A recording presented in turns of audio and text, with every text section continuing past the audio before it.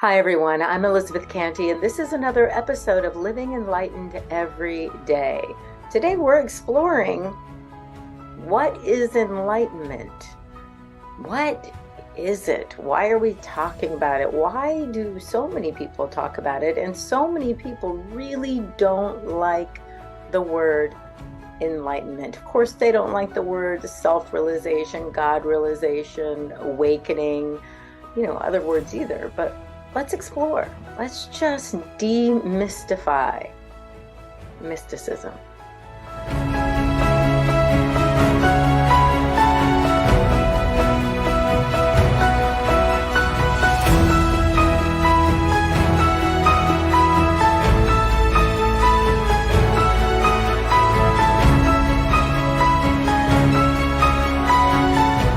So today we're talking about kind of the word. What does it mean, enlightenment?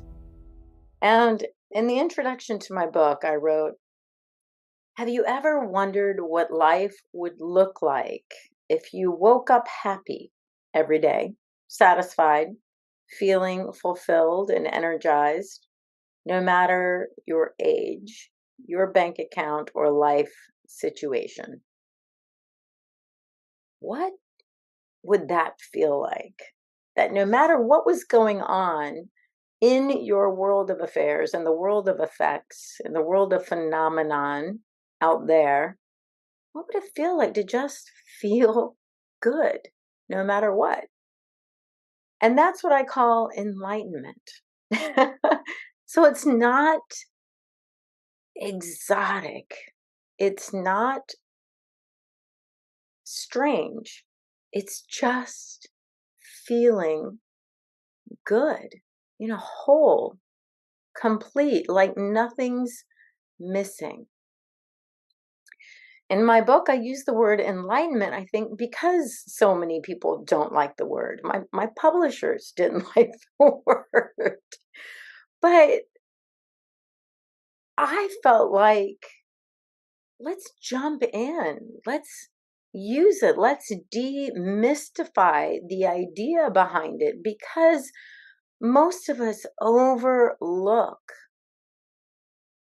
the feeling good moments that we have every single day. They're so normal, they're so natural that we overlook them. We don't think they're special because they're not meant to be special. That's our nature, is being in flow, in harmony, in life. Our true nature is joy, peace, and love. Our true nature experiences beauty and peace all the time.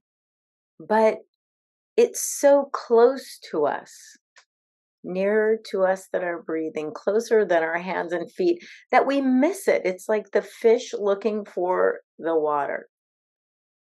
And I think it's important to really dive into the meaning. I know there's so many people with so many different layers or levels of meaning. There's the Eastern traditions. There's the Christian, the Kabbalah, the Jewish mysticism. There's Buddhism, Hinduism, and they all kind of have these ideas. And for me, they all point back to the statement made by every religion that I've studied and that I know of, and that is there is only one God. There's only one. There's only one creator. There's only one created. There's only one creation. There's only God. So now I've learned recently, relatively recently, that this is called non-duality, non-dualism. And so it makes perfect sense to me. Before I knew these terms of non-duality, non-dualism, I would say that enlightenment is being right where you are, doing exactly what you're doing, being with whoever you are with, and seeing good, seeing love, seeing joy, seeing beauty in it, because that's who we are. That's what we are. And it's simple. In other words, being who we are is not hard to do. We all know who we are. We begin every sentence with I am, right? I am hungry. I am tired. I am this. I feel good. I am happy, satisfied. I'm dissatisfied. All these things, we know who we are. We know what we feel, what we think, what we're aware of, um, what we experienced. And who we are is so close to us that we can't go any closer to who we are. But sometimes we get caught up with the object of our experience. We get caught up with who we are as someone, as something. We say, I am a mother. I am this old. I have this house. I am living here. I am doing this. I am up for a promotion. I am earning this much money. So we get caught up in these ideas of who we think we are, but all of those things that we think we are have come and gone. In other words, I wasn't always a mother and never changed who I am when I was or wasn't. I have not always been up for a promotion or even in this career path or even at that job. Right? So that isn't the essential nature of who I am, what job, what promotion I'm up for. I have this much money in the bank, but I haven't always had that much money. So that's not essentially who I am. We get caught up in the idea of I am healthy or not, wealthy or not, satisfied or not, in a loving, kind, healthy relationship or not. I have a good relationship with my parents or not, or my children or not, all these things. And we start identifying that as who we are. But as we take away those things that come and go in our lives, as we mentally, we just kind of clear out what is not essential to who we are, what we end up with is I am. So before it's qualified by the conditions, the circumstances, the history, the stories, the things that come and go, even our body. This is not the same body I've been in for all these many years. It has changed several times over. It's not the same body I was in when I was 2 or 20. Clearly, or 50. So we start realizing that we aren't those things. We aren't the thoughts. We aren't what we're feeling, the sensation of the sitting in the chair, my feet on this floor. And every time a thought comes or goes, it doesn't diminish who I am. Otherwise, some piece of me would leave. Every time a thought would leave, every time a sensation would go, it's like, oh, there goes a little piece of Elizabeth. She's gone. Every time we forgot a story, we don't disappear. We don't stop existing. So who are we really? When we go back to this sense of inquiry of who am I? And that sense That non-duality comes in. If there's only one, if there's one essence, one thing that always is, and I am always who I am, then I must be in and of and out of this one consciousness, awareness, presence. We can call it God or spirit. We can call it love or joy or peace or beauty, so many things. And we can call it enlightenment.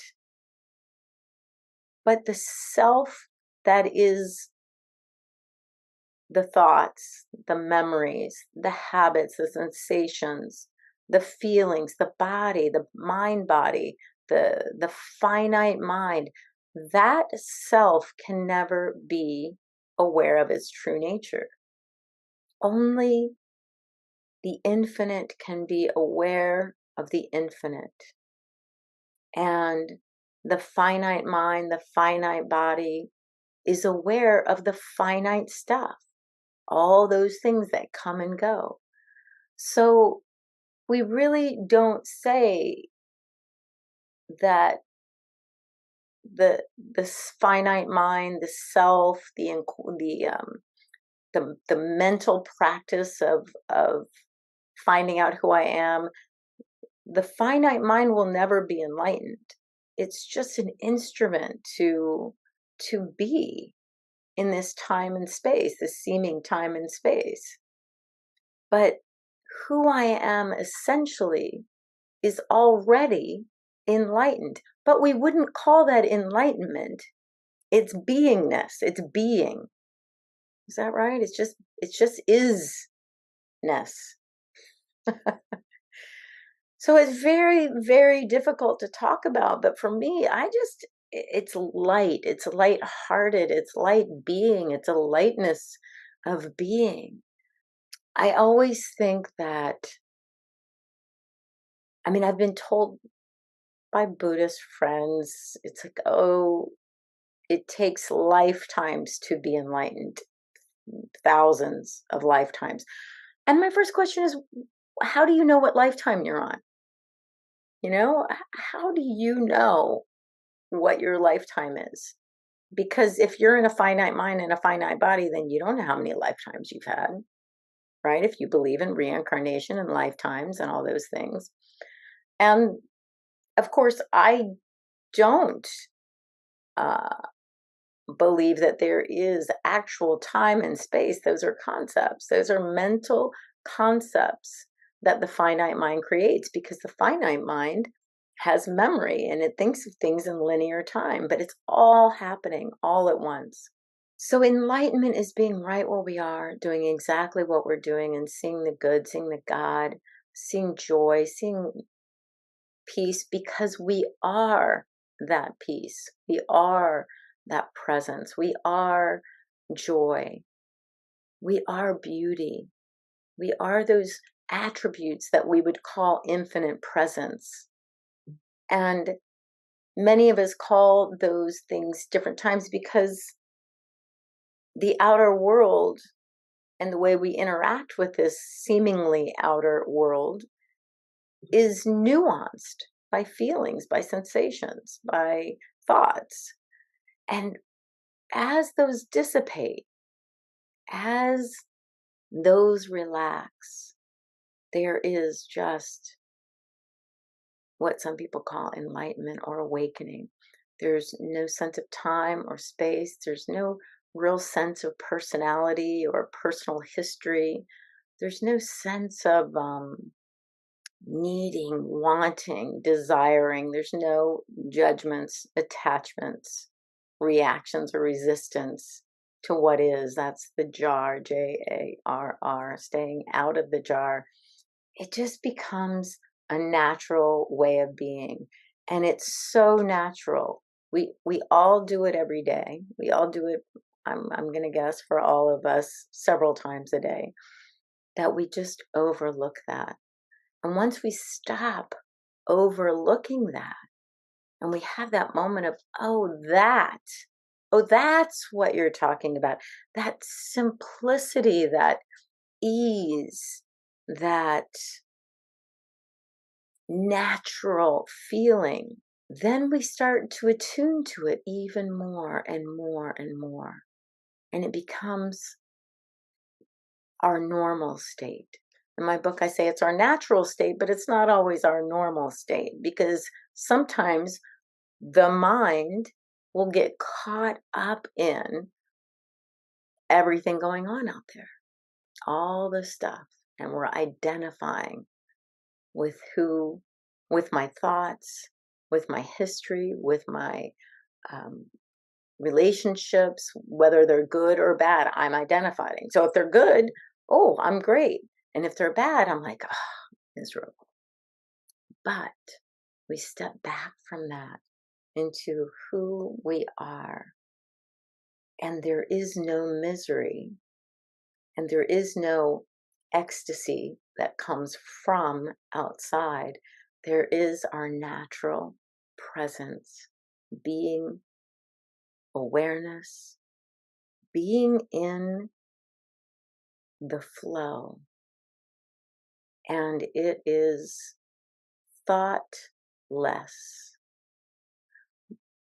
But as I've said before, empty mind doesn't mean no mind. Empty mind, being thoughtless, without thought, doesn't mean we can't think, but it means in that empty, open, spacious space of being, everything that we need, everything before we can imagine it is available. And it comes through this body, this uh, finite mind, this beingness, through the body into what I need to have happen.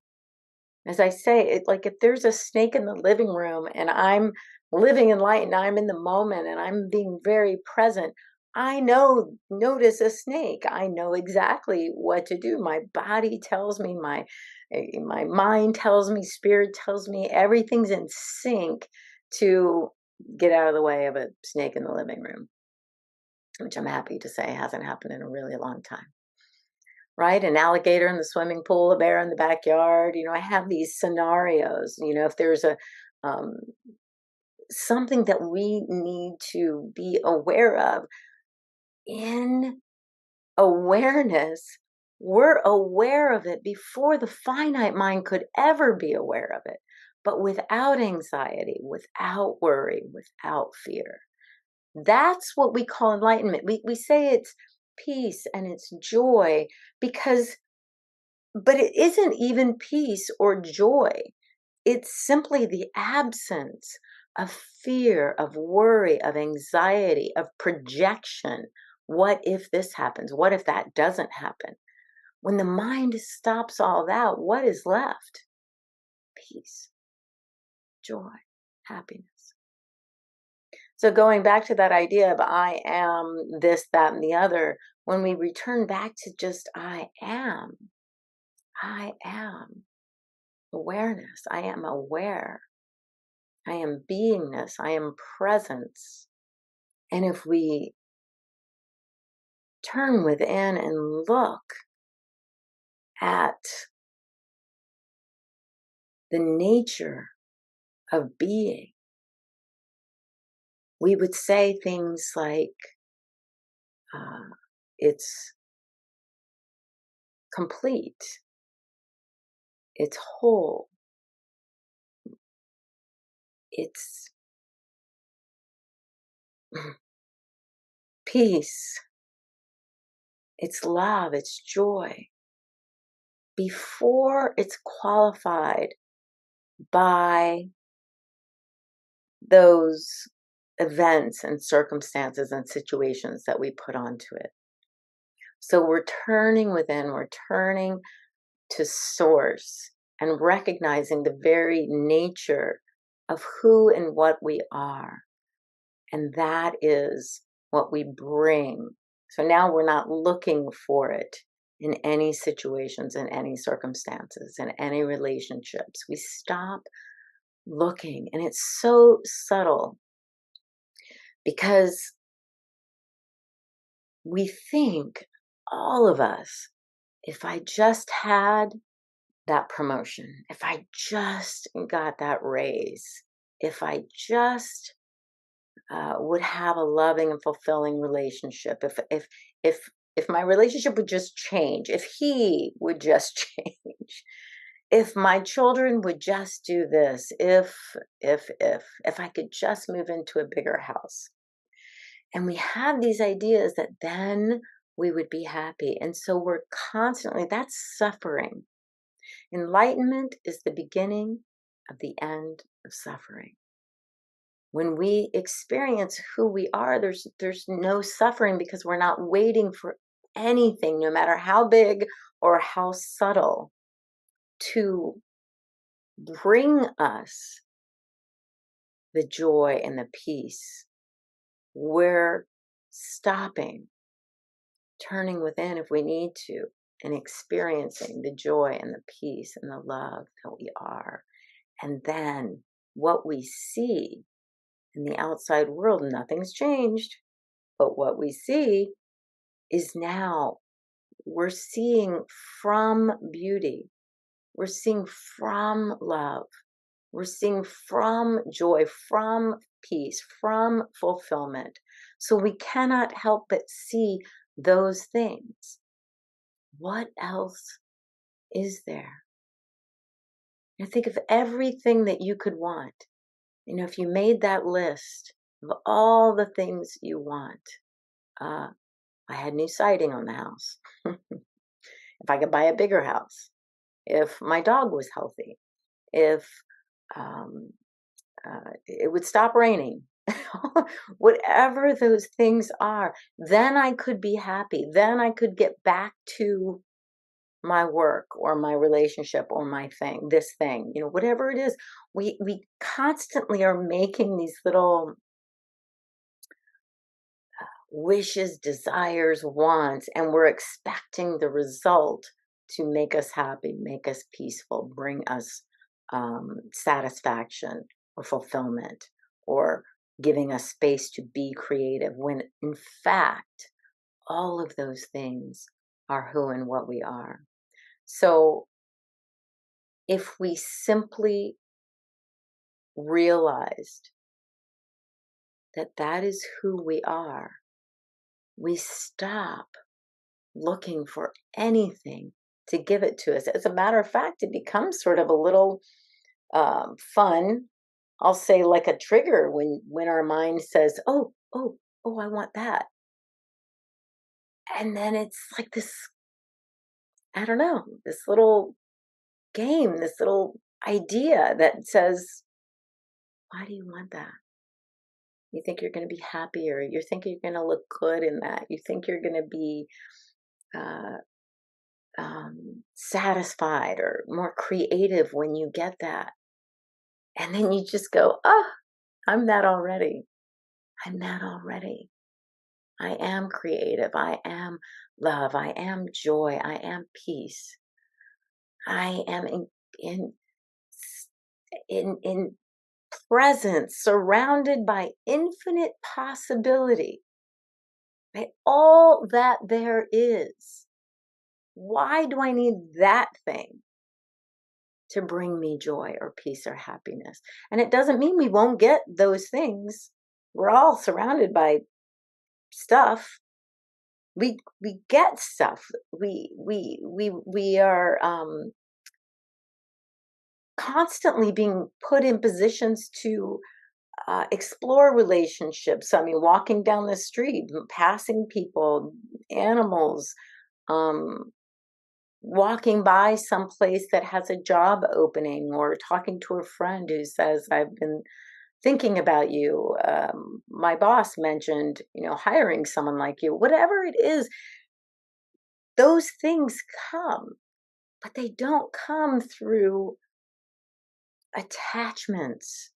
They don't come through worry or fear. They don't come through setting the goals as if the infinite spirit that we are doesn't already know. The in the space of infinite possibility, there is that possibility that knows everything that we need and that we rest in it easily and effortlessly. So when we experience who we truly are, there is no suffering. And when there is no suffering, suffering is wanting what isn't, right? Resisting what is. That's suffering. It's like, if only, or why does this have to happen? But being in the flow of life is joy. Wishing that things could be different is suffering. And it's that simple. Remembering, realizing that we are that which we are already seeking. I think that's Meister Eckhart said. We are what we are looking for. The eye through which I see God is the eye through which God sees me. I think Meister Eckhart also said, God is when we are not. God is when we are not. And what that means to me is that spirit, the infinite possibility, the presence of peace and love and joy is when my finite self, the wishing, the wanting, the desiring, the limited thinking, the historical thinking, the memories, the habits, when that stops, there's God. There's spirit, there's life living itself as me. That's a freaking miracle. I mean, that's amazing. What else would any of us want except to be at peace, fulfilled, satisfied, creative, joyful, and loving? Why would we need anything when we're already that? That's a good question. That's a good question. Why do we need anything when we are all that? When we stop looking for things to bring us peace, for things to bring us satisfaction, for things to, even the subtle, it gets subtle. When we want things to make sense, when we want more and more knowledge, wisdom, when we're reading book after book after book, it gets more and more subtle that we think, oh, then I'll get it, or I'll understand more. It's like we don't need to know more. We just need to be knowing more. We don't need to know anything else if we're resting in infinite possibility. There is perfect wisdom. Everything we could ever want or know or need is right there, right where we are. I am. So I love that enlightenment it's not exotic. And I know that there are traditions that use words like ecstasy and bliss, and there are states of consciousness that are ecstatic and they are blissful. But if something is coming like a state of bliss where I'm just blissed out and I just can barely even speak, and then it goes, that's not enlightenment. Enlightenment, our natural state, has never gone anywhere. It doesn't come and go. We, the finite self, may dip into the ocean of infinity and come back out. And we may think it's leaving us, but it's not. It's us that are walking away. We're stepping away. We're stepping into the finite. We're stepping into the known. We're stepping into what's comfortable. We're stepping into what's always been. We're holding on to the stories of who we think we are rather than swimming in the ocean of our true nature, all that we essentially are, have always been, and will always be. That which was never born can never die. We are eternal. We are not limited to time and space, although our finite mind and body will tell us that we are. Our finite mind and body say, oh, this is what I had for breakfast. That was earlier. This is what I'm going to have for dinner, which will be later. The time is always now when we know that. When we know that it is right now, the thought comes in this moment now. There's only now. So being present to this moment now is being present to the infinite, and it is our natural state, and we don't have to try to get it. We don't have to be good to get it. We don't have to be different to be in that state. We don't have to get anything to be. Um, yeah, it's right here, right now, in this moment. And there's everything we've ever looked for in this moment is available to us. And that is the hard part, I guess, if I were to say, use those words. That's when all of life,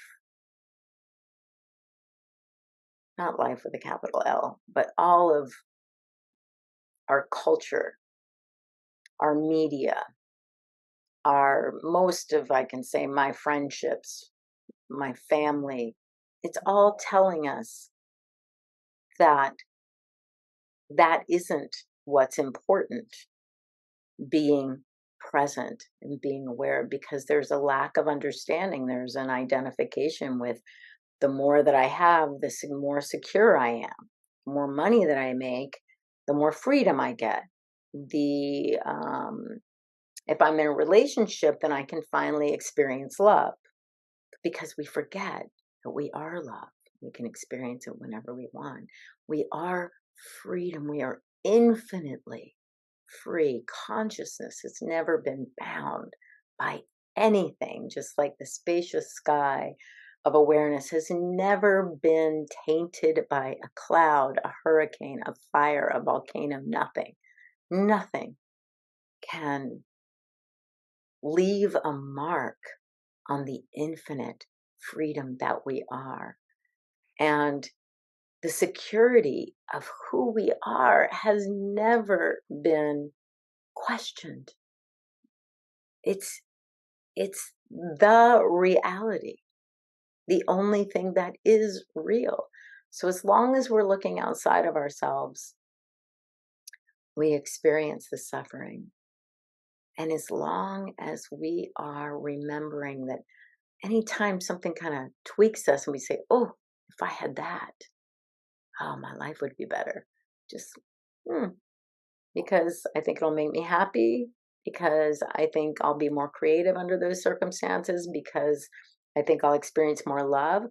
Hmm, I'm just gonna take a moment and be the love that I am. I'm gonna be the creative expression of spirit that I am. I'm gonna be all that I am in this moment now. It's right here. It's never been anywhere else. Before going to bed tonight, just take that moment of realization. Most of us have that time where everything's been done for the day, and we've decided that the body's tired enough and the mind just is ready to just turn off, the finite mind, and we're ready to go into that wonderful space of consciousness, of sleep. And everything turns off and we are renewed and rejuvenated, right? That moment before we hit the pillow and our head hits the pillow or sinks into the pillow, and it's just that feeling. And you can realize in that moment that there is no suffering, regardless of what is happening in your life, that there is no want or need or desire. That is that state of sweet surrender. It's just the most beautiful thing. We're not surrendering to something, somewhere, someone. We're surrendering all those ideas of what we thought we needed or wanted or had to have or had to do or had to be. Wow, that surrender is peace and love and joy and maybe a little bit of ecstasy in there, we drift off to sleep. That's enlightenment. That moment. We can have them. Every moment we do that, all we have to do is just go, I let go. I let go. I surrender all those things. What's left? Me. I am. Presence, awareness, beingness. And it's not passive. It's not nothingness. It's full. It's alive. It's life. It's love. I hope I answered a few questions this week. I've been getting a few of them. So thank you for your PMs and your emails. I appreciate the comments. It's very enlightening for me. And there's more. I write about it in my book, Living Enlightened, Joy of Integrating Spirit, Mind, and Body. And I believe it's simple. And reach out to me. Let me know. Do you believe it's simple? Thank you so much for joining me today. I hope I can demystify the idea of enlightenment a little bit. I have no problem with that word, obviously. And knowing that it is always who we are. It is the most natural thing to be. It is the essence of spirit knowing itself. I'm Elizabeth Cantey. You can check out more on my website, elizabethcantey.com. You can read my book, Living Enlightened, The Joy of Integrating Spirit, Mind, and Body. It's on Amazon now. And I hope you just spend time this week knowing the truth of your being, laughing, loving, living enlightened every day.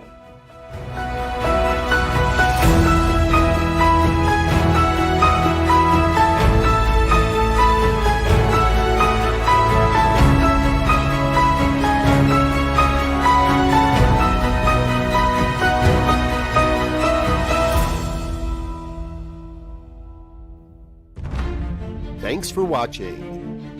Join us again next Tuesday at 7 a.m. Mountain Time for Living Enlightened with Elizabeth Cantey. Integrating your spirit, mind, and body.